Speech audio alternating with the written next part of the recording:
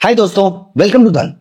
दोस्तों, मैं जनरली ये बात बोला करता हूं कि हर ट्रेडर को सबसे पहले मार्केट को भी पहचानने से पहले ये पहचानना चाहिए कि आप किस टाइप के ट्रेडर हैं। तो मेरे अकॉर्डिंग फाइनेंशियल मार्केट्स के अंदर आप 3 तरीके से ट्रेडिंग कर सकते हैं। फॉर एग्जांपल, कुछ महीनों के लिए, मे बी 1 साल के लिए आप स्टॉक्स को परचेज करेंगे। This form of trading is called positional trading. वहीं पर अगर आप कुछ दिनों के लिए या 1-2 हफ्तों के लिए स्टॉक को परचेज करते हैं, उसे हम बोलते हैं स्विंग ट्रेडिंग। और वहीं पर ही अगर आप एक ही दिन में अपने ट्रेड को इनिशिएट करते हैं और अपने ट्रेड को खत्म भी करते हैं, this is called intraday trading. Intraday trading अगर हम बात करें तो इंट्राडे ट्रेडिंग में 2 टाइप की ट्रेडिंग होती है। अगर आपका ट्रेड कुछ मिनटों के लिए, कुछ सेकंड्स के लिए अगर आप ऐसा अपना कोई ट्रेड इनिशिएट कर रहे हैं, then this is called scalping. Of course ये डिपेंड करता है कि आपके इन्वेस्टमेंट स्टाइल कैसा है, आपकी इन्वेस्टमेंट फिलॉसफी कैसी है, आपको कौन सा ट्रेडिंग स्टाइल सूट कर रहा है। लेकिन in general, keeping all other factors constant, positional trading is expected to be relatively easier compared to swing trading, and swing trading is expected to be or supposed to be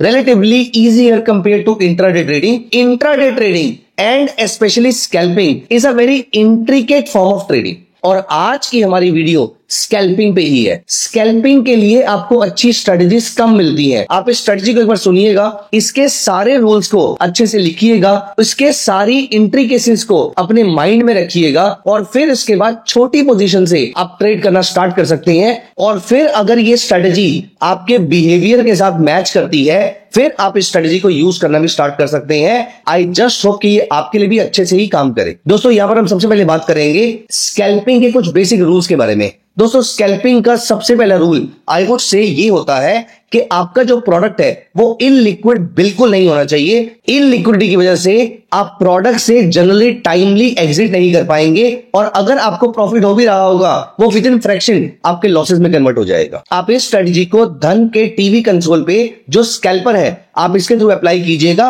वहां पर scalping में आपको दूसरी condition fulfil करने का मौका मिलेगा। इसलिए मैं जो स्ट्रेटजी यूज करता हूं वो मैं सिर्फ निफ्टी 50 के सिक्योरिटीज में यूज करता हूं। आप एट द मैक्स निफ्टी 100 के सिक्योरिटीज में यूज कर सकते हैं। निफ्टी 100 के बाहर आप इस स्ट्रेटजी को लेकर मत जाइएगा, निफ्टी 50 में ही आप यूज कीजिए। अब यहां पर दूसरी कंडीशन पे आते हैं। दोस्तों, यहां पर आपको दूसरा रूल याद रखना है स्कैल्पिंग का कि आपके रिफ्लेक्सेस बहुत ज्यादा फास्ट होने चाहिए। आपको सोचने में टाइम नहीं लगाना है, आपको इमीडिएटली एक्शन लेना है। अब दोस्तों, इन दोनों चीजों को आपने याद रखना है। पहला, आपका प्रोडक्ट लिक्विड होना चाहिए। दूसरा, आपका एग्जीक्यूशन फास्ट होना चाहिए। और तीसरा, आपका प्रोडक्ट बिल्कुल ही शांत प्रोडक्ट नहीं होना चाहिए, थोड़ी सी वोलेटिलिटी उसमें होनी चाहिए। इसीलिए हम निफ्टी 50 में स्ट्रेटजी को अप्लाई करेंगे। वैसे आप इस स्ट्रेटजी को इंडेक्स में भी अप्लाई कर सकते हैं, लेकिन मैं इस स्ट्रेटजी को प्राइमरीली लार्ज कैप स्टॉक्स में, निफ्टी 50 के स्टॉक्स में इसको अप्लाई करता हूं। अब दोस्तों, हमने अपने प्रोडक्ट को डिफाइन कर लिया है, हमने अपने रूल्स को डिफाइन कर लिया है। तीसरी चीज जो आपको डिफाइन करनी है वो है आपका टाइम फ्रेम। दोस्तों, मैं इस स्ट्रेटजी को 1 मिनट टाइम फ्रेम पे यूज करता हूं स्कैल्पिंग के लिए। अगर आपको इस ट्रेड को लंबा खींचना है बड़े टारगेट्स के लिए, तो आप इसको 2 या 3 मिनट्स में लेकर जा सकते हैं, लेकिन मैं पर्सनली 1 मिनट में इसको प्रेफर करता हूं। वहां से मुझे डिसेंट रिटर्न्स मिल जाते हैं। तो दोस्तों, यहां पर अगर आप नोटिस करें, अगर आप दिन का हाई रिटर्न चेस करने की जगह अगर आप कंसिस्टेंसी को चेस करें, तो दिन का ½ % return is more than sufficient for you. अगर सारे टैक्सेस और ब्रोकरेज को हटाने के बाद अगर आप दिन का ½ % भी रिटर्न जनरेट कर लेते हैं, दैट इज ऑल्सो गुड। लेकिन क्योंकि कभी कभी हमारे लॉसेस भी होंगे, ऑफ कोर्स कोई भी स्ट्रेटजी ऐसी नहीं होती जहां पर लॉसेस नहीं होते हैं, इसीलिए 0.65% से 0.75% के आसपास का आप ROI टारगेट करेंगे। या तो ये आ जाए और या फिर मेरा स्टॉप लॉस कट जाए। और स्टॉप लॉस क्या होता है? वो ट्रेलिंग स्टॉप लॉस होता है, इसलिए आपको कोई फिक्स नंबर नहीं है। तो ट्रेल करते करते आपके प्रॉफिट्स और बड़े भी हो सकते हैं, और जब एक बार आप प्रॉफिट में आ जाएंगे तो मोस्ट ऑफ द टाइम आपकी एग्जिट प्रॉफिट में ही होगी, या in the worst case scenario आपकी एग्जिट कॉस्ट पे होगी। सिर्फ स्टार्टिंग का थोड़ा सा पीरियड जो होता है वो क्रूशियल होता है। उसके बाद पोजीशन प्रॉफिट में आते ही आपको वहां से स्ट्रेस दूर कर देना चाहिए अपने माइंड से।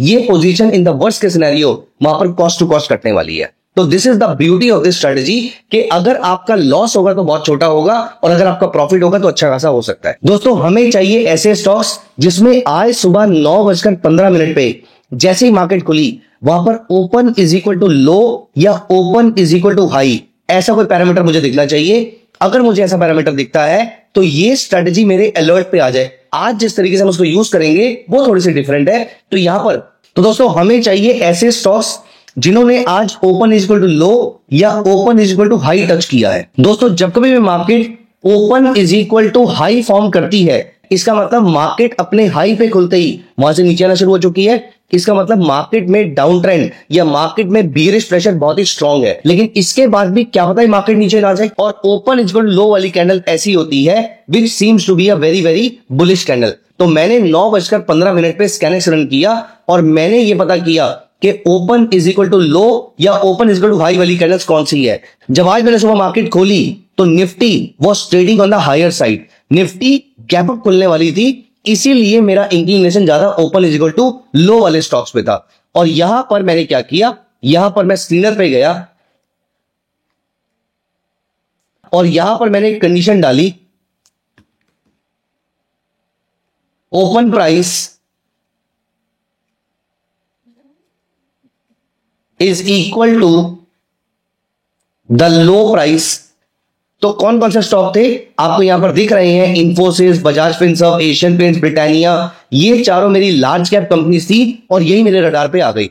उसमें से मैंने सबसे पहले ओपन किया एशियन पेंट्स। यहां पर मैंने 1 मिनट का चार्ट अप्लाई कर रखा है और 1 मिनट के बाद मुझे मेरी कैंडल ऐसी दिखती है और ये कैंडल फॉर्म होते ही मैंने इसके ऊपर एक हॉरिजॉन्टल लाइन मार्क कर दी। 9:16 पे मेरी लाइन मार्क हो गई। अब आती है एक इंपॉर्टेंट चीज दोस्तों, मेरा स्टॉक में मोमेंटम है ये कैसे पता लगेगा। मैं यहां पर इंडिकेटर यूज करता हूं GMMA which is Guppy multiple moving average. मैंने यहां पर 1 मिनट चार्ट पे जीएमएमए अप्लाई कर दिया। अब दोस्तों यहां पर दूसरे रूल पे आइए, तो क्योंकि निफ्टी आज ऊपर खुली थी इसीलिए ओपन इज इक्वल टू लो वाला स्टॉक मैंने यहां पर उठा लिया एशियन पेंट्स।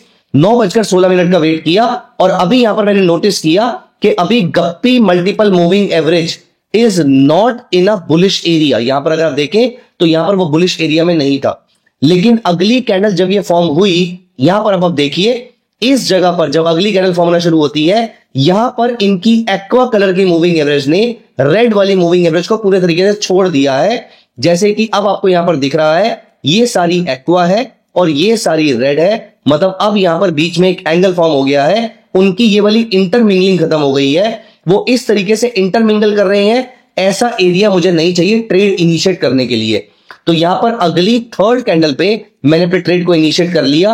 अप्रोक्सीमेटली 2290 के आसपास मेरा ट्रेड इनिशिएट हुआ। इसका मतलब मेरा अप्रोक्सीमेटली 12 से 13 रुपए के आसपास मेरा पहला टारगेट रहेगा, 0.5% थोड़ा सा ऊपर रहेगा। अब इसमें ब्रोकरेज भी ऐड होंगी तो इसका मतलब मेरे को 14-15 रुपए के आसपास चाहिए। तो मैं अपनी 70% पोजीशन खाली कर दूंगा, बाकी पोजीशन ट्रेल करूंगा ट्रेलिंग स्टॉप लॉस के साथ। वो ट्रेलिंग स्टॉप लॉस क्या होगा मैं बताने वाला हूं। ट्रेलिंग स्टॉप लॉस ये नहीं है जहां पर मूविंग एवरेजेस इंटरमिंगल हो जाती है। ट्रेलिंग स्टॉप लॉस है जहां पर आपकी मूविंग एवरेजेस डाउनवर्ड ट्रेंडिंग हो जाती है। आप यहां देखिए जहां पर इनमें प्रॉपर सेल सिग्नल मिल गया, इस जगह पे पूरी पोजीशन को एग्जिट कर देंगे, विच वॉज 2314। आप अभी भी प्रॉफिट से भी ऊपर निकले हैं, लेकिन इस बीच में अगर आप नोटिस कीजिए हमें सबसे बड़ा बेनिफिट क्या मिला, ये स्टॉक लगातार ऊपर जाता गया और इसने 2323 रुपए का हाई हिट किया जो 1% से भी ऊपर था। दोस्तों 1% is my ultimate to ultimate target. अगर यहां पर मेरा स्टॉक आ जाता है तो यहां पर 1% से ऊपर तो मुझे अपना पूरा प्रॉफिट बुक करके बाहर निकलना है। लेकिन मैंने भी एज्यूम किया कि आपने अगर पूरा प्रॉफिट बुक करने का मौका आपको नहीं मिला होता तो यहां पर तो आप डेफिनेटली एग्जिट कर जाएंगे। ये आपका ट्रेलिंग स्टॉप लॉस था। इस कैंडल के लो पे कंफर्म हो गया कि मूविंग एवरेजेस डाउनवर्ड ट्रेंडिंग हो गई है, चुपचाप मार्केट से एग्जिट कर जाओ। मैं आपको एक और एग्जांपल दिखाता हूं आज का ही। यहां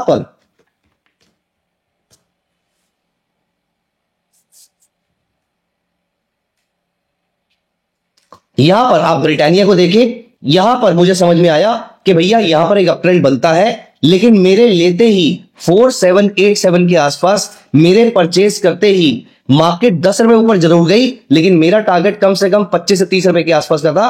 4787 प्लस 30 रुपए अप्रोक्सीमेटली 4815 के आसपास का टारगेट हम लेकर चलेंगे। मेरे लेते ही प्राइसेस नीचे आ गए और मेरी पोजीशन यहां पर लॉस में आ गई। लेकिन क्या मेरी मूविंग एवरेज डाउनवर्ड ट्रेंडिंग हो चुकी है? नहीं हुई है। दोस्तों इस केस में जहां पर आपको स्टार्टिंग में डर लग रहा है, this is your ultimate stop loss. जहां पर जो आपकी फर्स्ट कैंडल थी, जहां पर ओपन इज इक्वल टू लो लगा है, ऐसी कैंडल का जो लो है ये आपका अल्टीमेट स्टॉप लॉस है। तो लो से थोड़ा सा नीचे अपने स्टॉप लॉस को प्लेस करके रखिए, लेकिन यहां पर आपको बिना डरे, जब तक कि आपका ये वाला लेवल मेंटेन है, आपने पोजीशन को होल्ड करना है।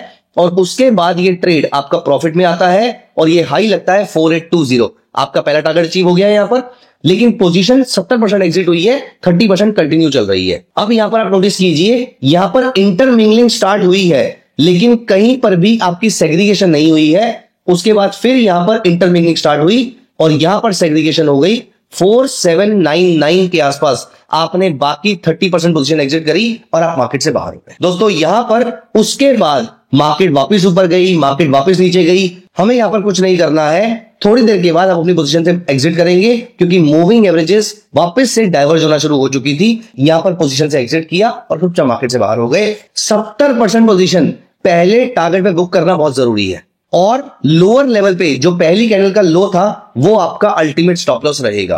तो पहली कैंडल का जो गैप है, यही वो रिस्क है जो आप ले रहे हो ब्रॉडर लेवल पर। दोस्तों यहां पर मैं स्ट्रेटजी के सारे रूल्स आपके लिए रिपीट कर रहा हूं। पहली चीज, आपको चूज करने हैं निफ्टी 50 के स्टॉक्स या फिर निफ्टी 100 के स्टॉक्स। अगर कोई स्टॉक साइडवेज है उसको साइड पर रख दीजिएगा।